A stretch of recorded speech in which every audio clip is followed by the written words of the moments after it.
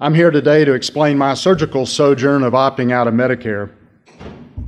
And I've been an AAPS member for over 20 years, hope to be so for 20 more. I have no financial disclosures to make, no inducements to disclose, but I have to admit, I too am very indebted to AAPS for helping me so much over the years as a physician and now a business owner. Johnson City is a population of about 65,000 folks in a region of about 500,000 people known as the Tri-Cities: Bristol, Kingsport, Johnson City, and suburbia. Nestled in the foothills of the Blue Ridge Mountains, about a 5-hour drive west of here. 10 years ago, I left that orthopedic group seeking more independence. There were a multiple of reasons, but not the least of which was to distance myself from the government payers. But largely, I did this to have a lifestyle better suited for hand patient care. And this is my literal home away from home. Before I get too far along, I just want to summarize that even though this is a strategy to build a more independent and healthier surgical practice, I think there'll be salient points for any of you who do procedures, or in groups who do procedures, and I think there may be some take-home messages for those of you in primary care. So, it's obviously or ostensibly an incremental approach to opting out of third-party payer networks by opting out of the government payers first. Compared to 10 years ago, I know that more surgeons have now cut Medicare from their practices or are at least considering such. But it's my hope today to really help this transparent fee-for-care, fee-for-service model really thrive, not just survive.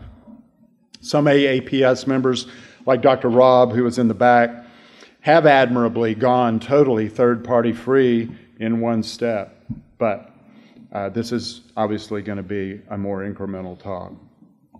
I'll first give a snapshot of my practice to set the stage for explaining my opting out motives, and then share some personal observations for having done so now for the last 10 years. Dan Polgears will conclude this session with his very helpful administrative perspective and several tips, traps, and tales from the often hostile front lines of doing hand-to-hand combat with these third-party health plans on behalf of his clients.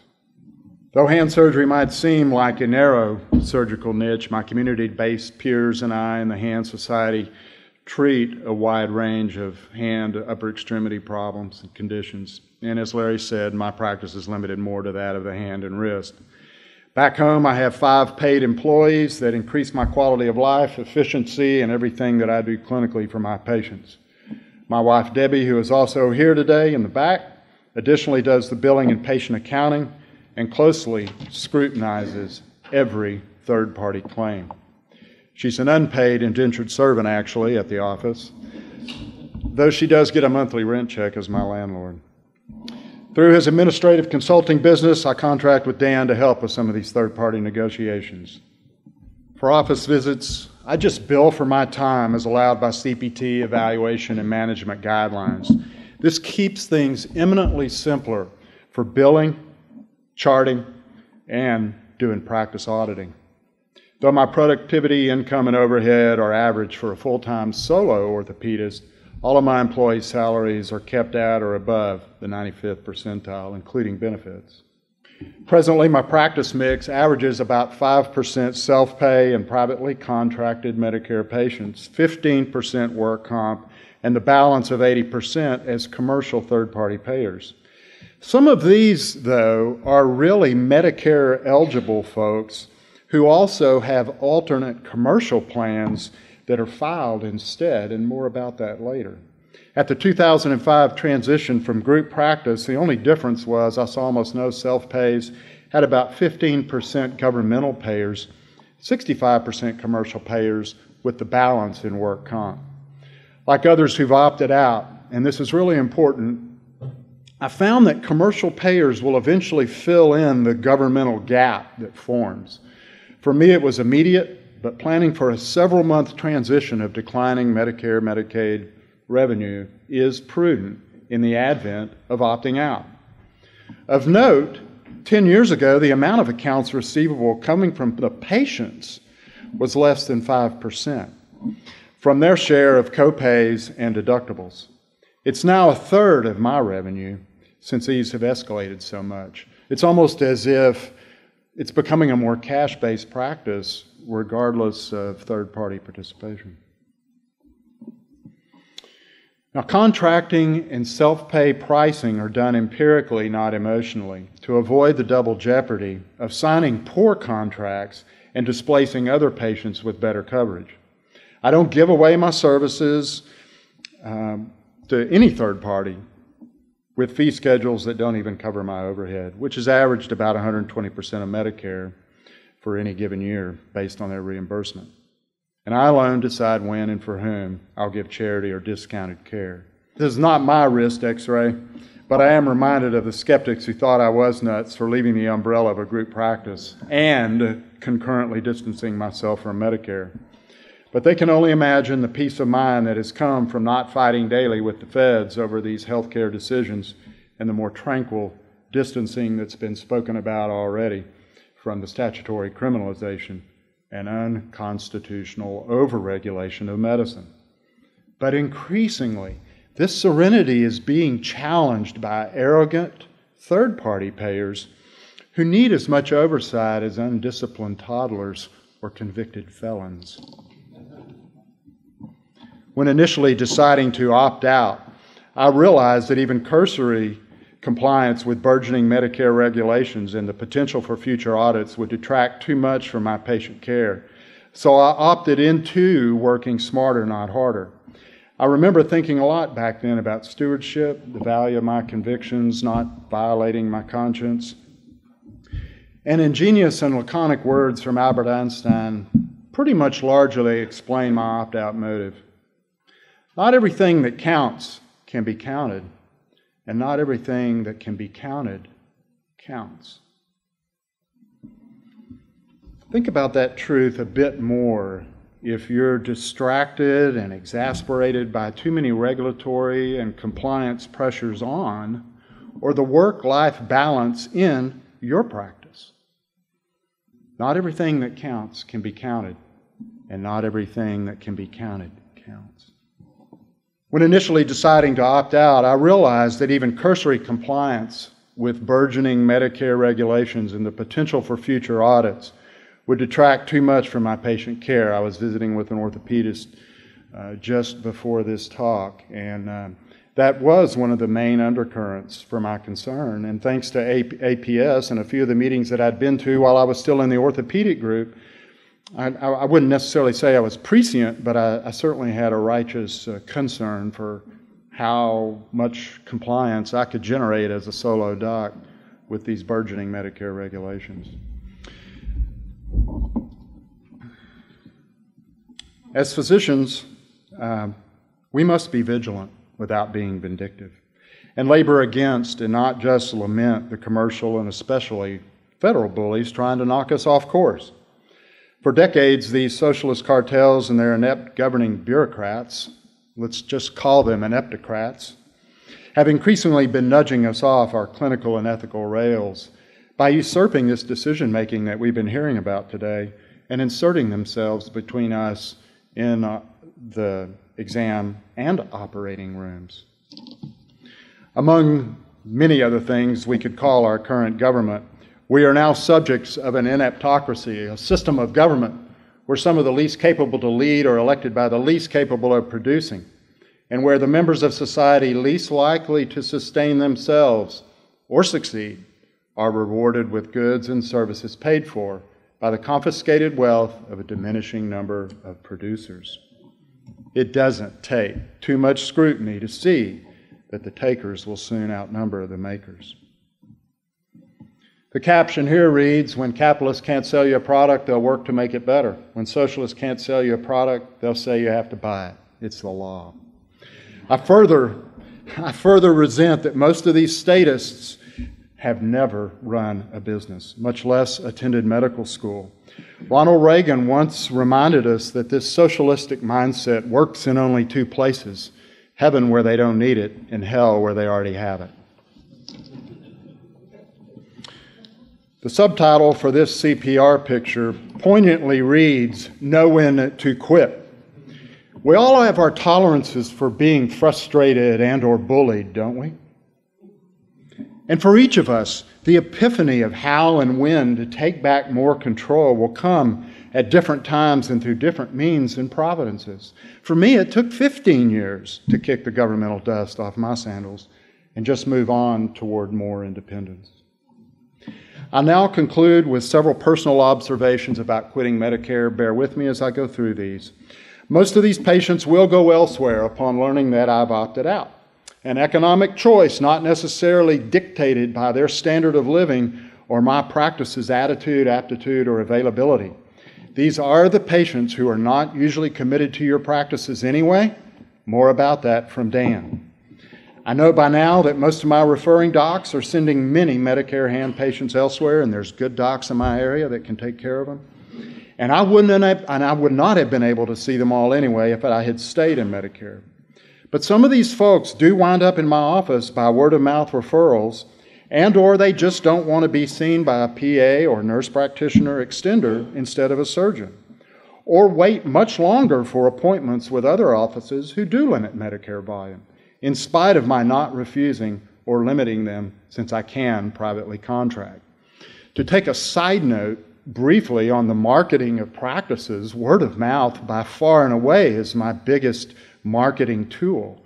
And most of the Medicare opted out, the privately contracted Medicare patients will attest that they appreciate that they saw me, not an extender, and that I did spend this valuable time with them, focusing more upon what's wrong with them and what we're going to do about it, instead of nebulous rabbit trails and workups that often happen when a physician, much more a surgeon, for their surgical problems, not working up their problem. So never underestimate the value of your personal face-to-face time with your patients. Of course, some patients are very, very loyal.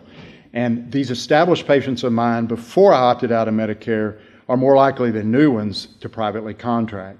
Many Medicare patients will have other third-party payers that they can use only because I am opted out through their retirement plans, work comp on the job injuries, a working spouse's health plan, or their own health benefits because they're part of the working retired. All of my staff are trained to charitably refute the occasional patient's entitlement-based arguments by just agreeing to disagree without being disagreeable. After the shock has worn off that my office really does not accept government payers, and I'm not going to opt back in just to see them, these patients usually just accede to some irreconcilable frustration. My staff handle nicely most of these self-pay inquiries, but training and scripting are very helpful, along with just a low threshold to recommend that the more skeptical folks just go elsewhere. All of my opting out info must be read and agreed to before the scheduled visit to avoid taking up clinic time, because they will argue with you. Since the regional Medicare government benefit administrator, that's your regional Medicare carrier, can still be billed for the initial care of emergency problems, and this was touched on earlier, that is, by definition, life or limb threatening. But like Andy, I've never, in the 2 years that I went ahead and naively filed those claims, I never saw that contested. The problem was just getting paid. So because of all the billing hassles and belated payments, it was just easier after a couple of years of trying this to write off the charges for these few ER-referred patients that I saw each year. Besides, in my practice, a happy biller is an even happier wife. And this goes a little bit further. Ineptness is not the sole domain of Center for Medicare and Medicaid Services either. This regional Medicare government benefits administrator had even given us patently illegal and contradictory advice, and Dan was the wrong one to give that to bill a Medicare trauma patient that I had taken care of several years ago when they were refusing to pay for the emergent care. Now, this has not been talked about, and there are logistics involved here.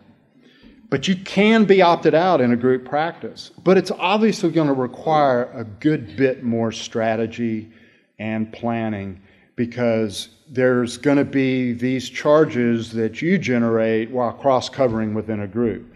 And you're going to have to decide on that ahead of time. How much is that? Are the partners okay with you writing it off? And so forth. Because unless it's emergent care, you're not going to get paid for it. So for an orthopedist, you might go in and fix an ankle fracture, but you're not going to get paid for any radiographs. You're not going to get paid for any casting after the initial service. As a specialist, I found that referral sources need very frequent reminding that I can still see Medicare folks by private contract. You have to remind them that you have opted out of Medicare. You did not opt out of caring for Medicare patients. Most of these docs have graciously continued to refer their patients with other third-party payers, and I now treat more retirement-age patients than I did when I was in Medicare. After weighing everything in the balance, if we're to do the best for our patients, we must understand the times, shouldn't we? And the options available to us for delivering care most freely. In doing regular strength, weakness, opportunity, and threat analysis, some docs mistakenly focus, and somewhat out of hubris, but I think a lot of times it's just in human nature, to focus only on strengths and opportunities. But in this healthcare market, you really don't want to be an unwary doc anymore, someone who's just oblivious or even recklessly oblivious to regulatory compliance and prosecutorial threats, especially those coming from the federal government. And Andy and others here know that there are docs in orange jumpsuits, and it's actually quite frightening to think about how far and how quickly this can go. But this orthopedic aphorism from the ER trauma trenches is very poignant, blunt but pertinent. If you're going to be dumb, you got to be tough. Now, please hear clearly. I'm not putting this slide in here to offend anyone. I don't expect any of you to go home and try to trim your shrubs or hedges with a running lawnmower deck. And I'm not questioning the intelligence of any of you here who still participate in the Medicare program. But if you still participate in the government third-party system and are only doing so as a path of least resistance and because that's the way it's always been done in your practice and have not seriously thought through all the implications, then you better well have some thick skin in coming years. But if you can manage your practice's risk and regulatory exposure, great, shoulder the burden. But please remember that it's better to be despised for too anxious apprehensions than ruined by too anxious or too confident security. Wise words from Edmund Burke, an 18th century British statesman. I'll say it one more time. Better to be despised for too anxious apprehensions than ruined by too confident security.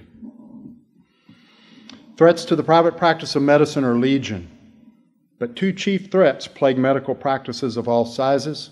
Dan's going to cover the first here in a great bit more detail, but you got to know your cost of doing business. I admire these folks from the trenches of the primary care community who have opined so appropriately that you need to know what you're getting into. And so often these business practices, especially in large group practices, just roll on without knowing the true cost of doing business. You have to be willing to pay for mining data from your practice management software or other financial records. Second, none of us should underestimate the unlimited resources and force and insatiable appetite for power of our federal government. Nor should we misjudge the commercial payers' tenacity to delay, deny, and don't pay, as they increasingly follow the government's nefarious example as part of their explicit business plan. So, if you're thinking about unwinding from the governmental payers, avail yourself of AAPS's many resources and members. Plan and network with others who have opting out experience.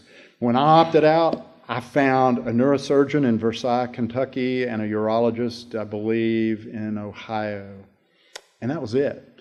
There's an orthopedist, Adam Harris, in San Antonio. There's others who have opted out. We need to network more. I've helped mentor those who have been interested in it. Dan's fielded a bunch of calls while he was working for me. Networking is primary in this process. But you got to know your payer mix, and above all, do not sacrifice your convictions at the altars of apathy, frustration, or procrastination. Press on boldly. Providence usually rewards those who are more nobly disciplined and intrepid. Very few private practice physicians in America, much less surgeons, can be covering their practice overhead with Medicare reimbursement. And the majority of docs just feel trapped in the government payer system for one reason or another. I fully realize that opting out is much harder for some than others, but it has been the right thing to do for my patients' practice and me. I appreciate your attention greatly. I bid you happy trails as you consider what can be the greener pastures of opt-out land. This is almost more of an introductory talk to what Dan's going to speak of next. I'll ask you to welcome him in a moment with your attention. He's a friend, prior full-time administrator at Trinity Hand Specialists, helped me get things rolling a decade ago. He's a certified hand therapist who also obtained his Master's of Business Administration in 2006. A few years ago, as he became more part-time at my practice, he formed Sunesis Medical Consulting. Please welcome him with your attention.